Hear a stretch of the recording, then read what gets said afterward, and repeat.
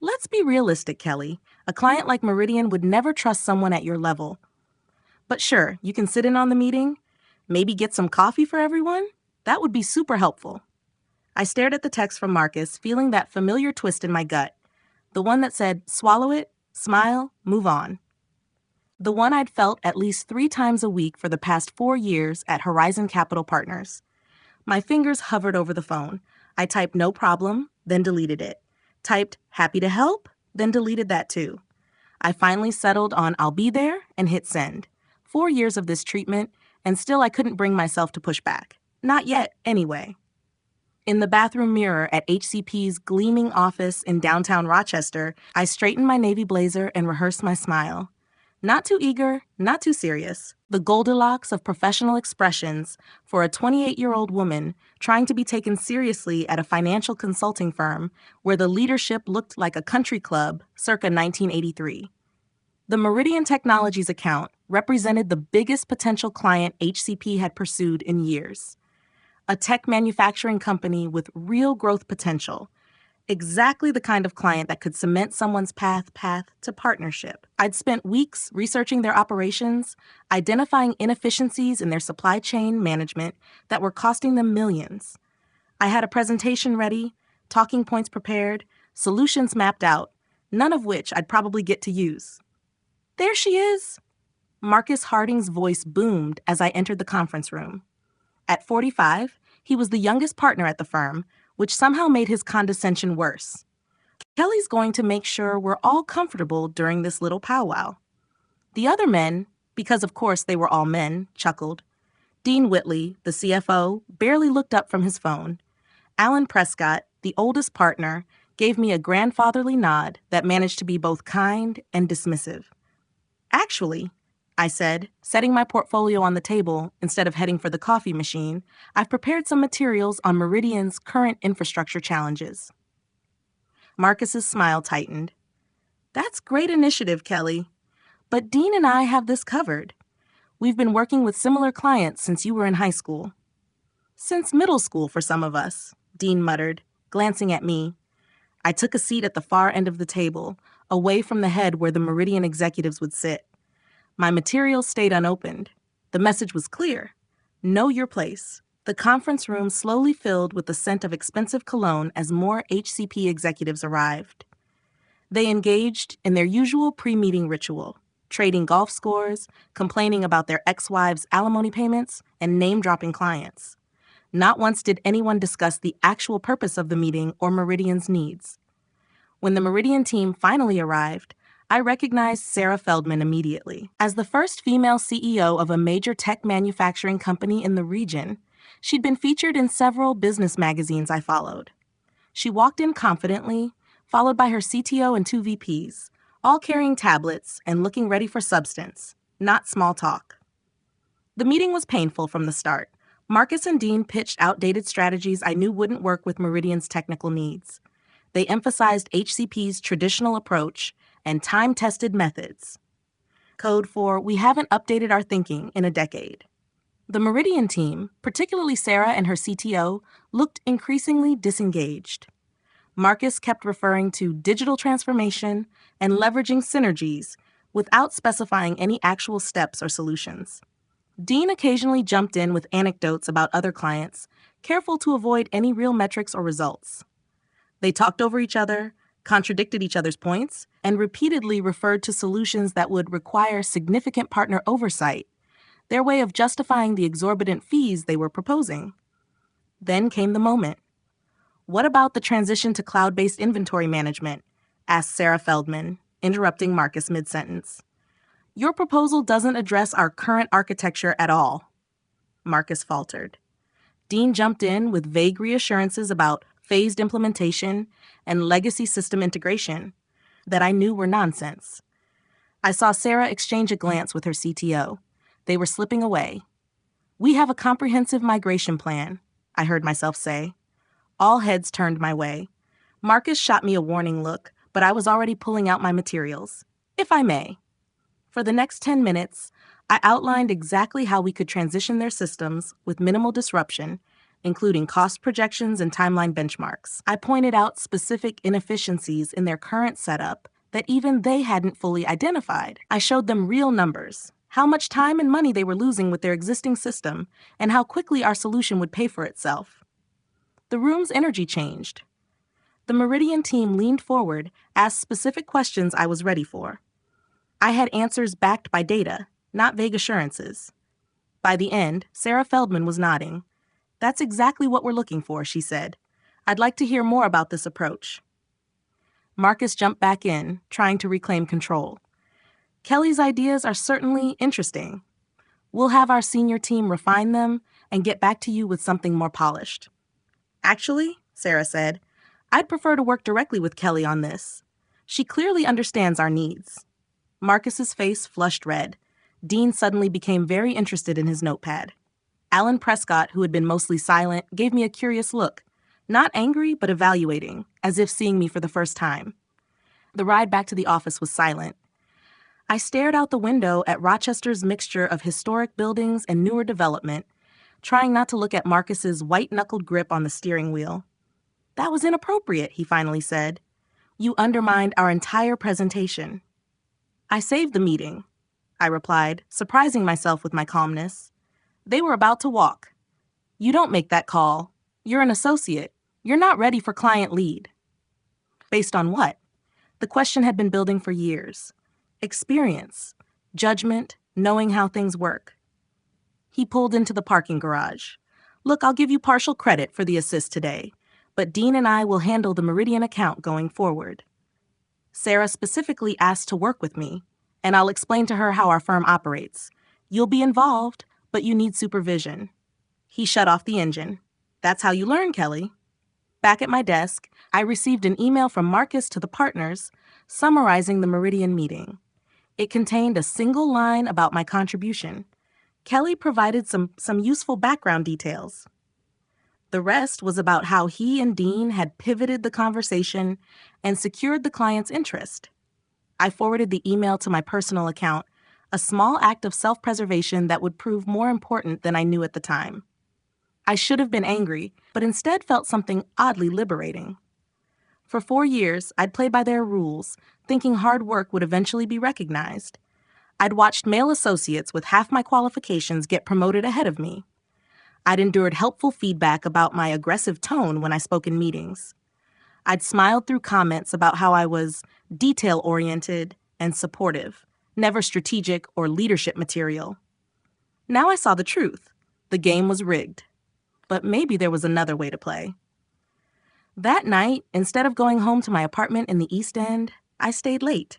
The office was nearly empty, just the cleaning staff and a few workaholics. I used my access to dive into our client management system. I wasn't looking for anything specific at first, just confirmation of patterns I'd observed. But 3 hours later, I sat back, staring at my notes with a mixture of shock and vindication. It wasn't just sexism keeping me and their female associates from advancing. The numbers told a clear story.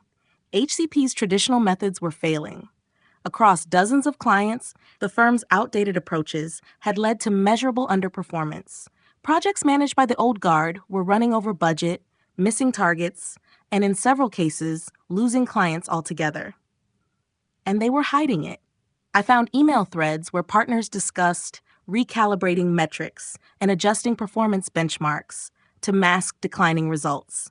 They were raising rates to compensate for inefficiency and blaming external factors for their failures. Most disturbing were the communications about managing client perceptions, essentially gaslighting clients into believing poor outcomes were actually successes.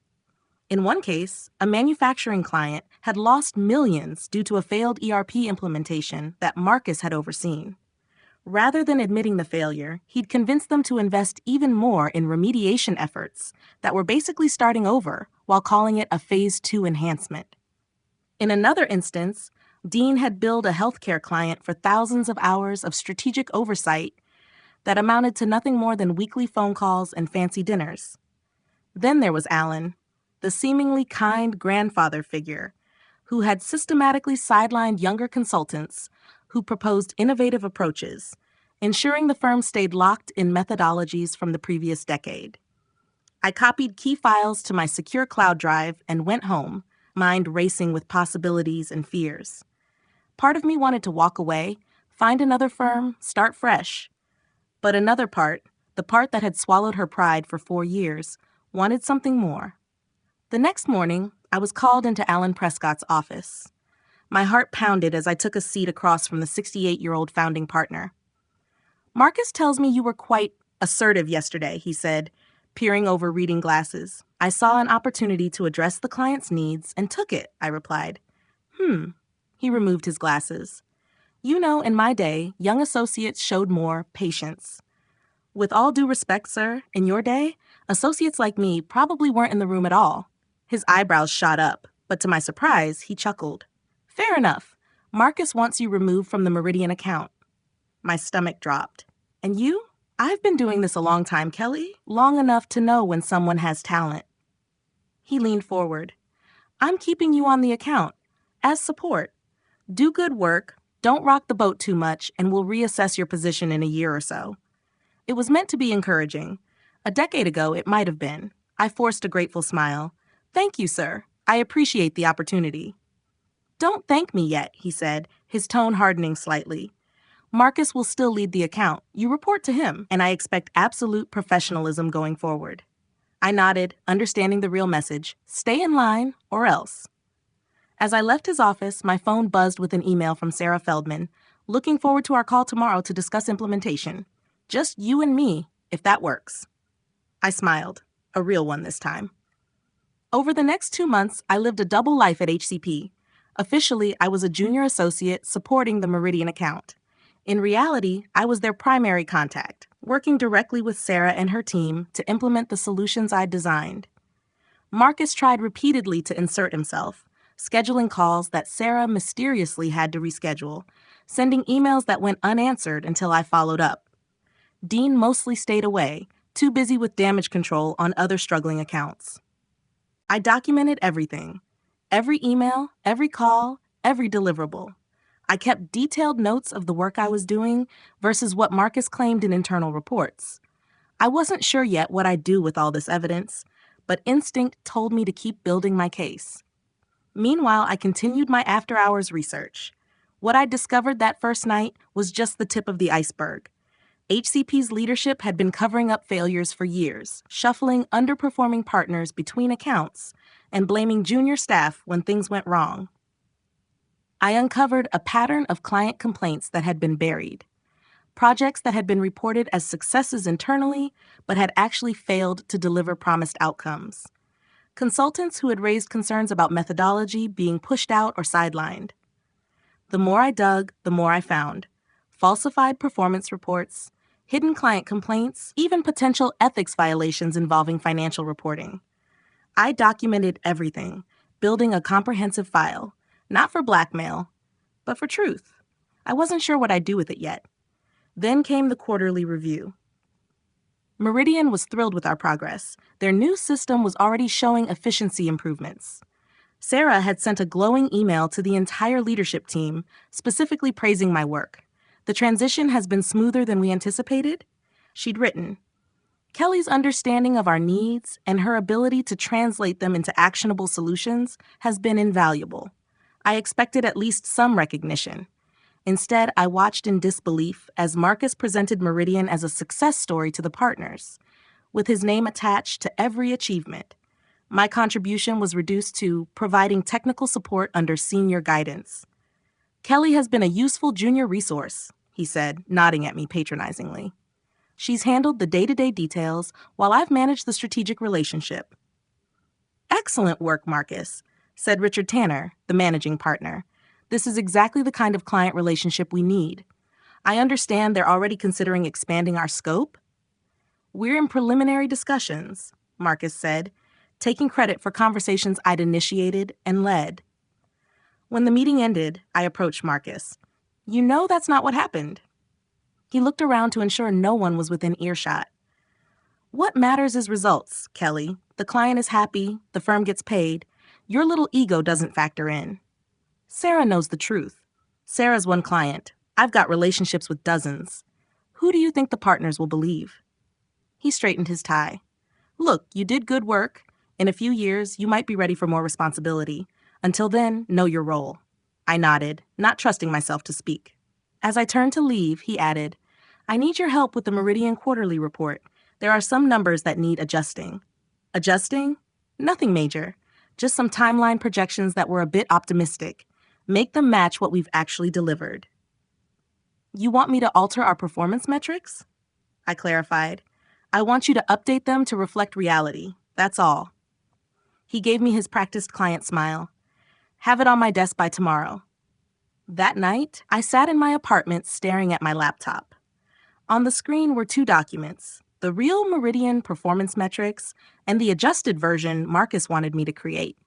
The differences weren't huge. Delivery dates shifted by a few weeks, cost savings estimates reduced by about 15 cents, but they were deliberate misrepresentations. More importantly, they were exactly the kind of adjustments I'd been documenting across other accounts. I'd spent 4 years trying to advance by following the rules of a game that was rigged against me. 4 years of watching less qualified men take credit for my work. 4 years of being told to wait my turn while knowing that turn would never come. No more. The next morning, I scheduled a meeting with Sarah, not at our office, but at a coffee shop near Meridian's headquarters. This is unusual, she said as we sat down. Everything okay with the implementation?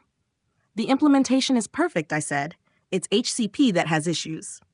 I slid a folder across the table. These are unaltered copies of our actual performance metrics for Meridian and several other clients. They show a pattern of misrepresentation by HCP's leadership. She flipped through the pages, her expression darkening. Why are you showing me this? Because you deserve honesty from your consulting partners, and because I can't be part of it anymore. You're quitting? I haven't decided, but I won't falsify reports or help cover up the firm's failures. Sarah studied me for a long moment. You know this could end your career in consulting. Maybe, or maybe it's time for firms like HCP to change. She closed the folder. I need time to review this and to think. I understand. As I stood to leave, she asked, why risk it all? You could have just quit, found another job. I thought about it, because I'm tired of watching mediocre men fail upward while competent women hit glass ceilings, because 4 years of being underestimated and overlooked is enough, and because clients like Meridian deserve better than what HCP has been giving them. She nodded slowly. I know exactly how that feels. Let's talk again in a few days. The waiting was the hardest part. For a week, I went to work as usual, wondering if each day would be my last at HCP. I continued working on the Meridian account, but refused to make the adjustments Marcus had requested. When he confronted me, I simply said, I've submitted the actual metrics. If you want them changed, you'll have to do it yourself. His face reddened. This is insubordination. No, it's integrity, I replied. Check your email. I've CC'd you on the report I sent to Richard and Alan, the real one. He stared at me, speechless for perhaps the first time since I'd known him. You've made a serious mistake, he finally said. I shrugged. We'll see. 3 days later, the summons came. Not from Alan or Marcus, but from Richard Tanner himself. My hands shook as I entered the managing partner's corner office. Inside, I found not just Richard, but the entire leadership team. Alan, Marcus, Dean, and 2 other partners.